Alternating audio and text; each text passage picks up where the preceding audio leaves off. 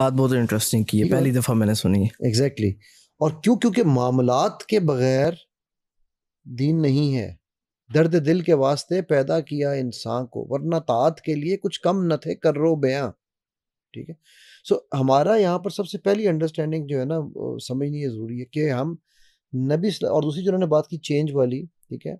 میں ہمیشہ ایک بات کہتا ہوں کہ میرے نبی صلی اللہ علیہ وسلم کی کسی ایک سیرت کو پکڑ لو، چاہے وہ مسکرانا ہی ہے، اور وہ اگر مسکرانا آپ کو نہ بدلے تو قیامت والے دن مجھے پکڑ لینا. پکڑنی وہ سیرت کیسے ہے کہ وہ یو لیو دیٹ سیرت. ٹھیک ہے. اور اس کی مثال میں کہاں سے لیتا ہوں؟ اگین میں عالم نہیں ہوں، بٹ میری کم علمی یا کم عقلی کی وجہ سے جو میں سمجھ سکتا ہوں، میں اس کی مثال لیتا ہوں اس واقعے سے کہ اللہ کے نبی صلی اللہ علیہ وسلم کے پاس ایک بدو آیا اور کہنے لگا کہ جی میں 5 نمازیں نہیں پڑھ سکتا، میں 2 نمازیں پڑھوں گا. آپ صلی اللہ علیہ وسلم نے ڈنڈا نہیں نکالا، چل تیری ایسی نکل اصلاح دارا.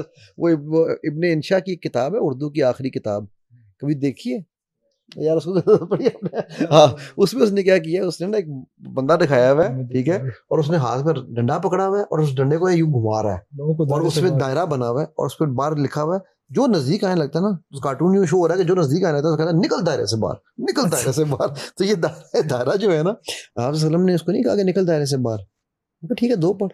تو صحابہ نے کہا یا رسول اللہ صلی اللہ علیہ وسلم کہ یہ جو ہے چھوٹ ہمیں نہیں مل سکتی، یہ جو کیا کہتے ہیں اسے ڈسکاؤنٹ ہمارے لیے اویلیبل نہیں ہے، یہ آفر ہمارے لیے نہیں ہے.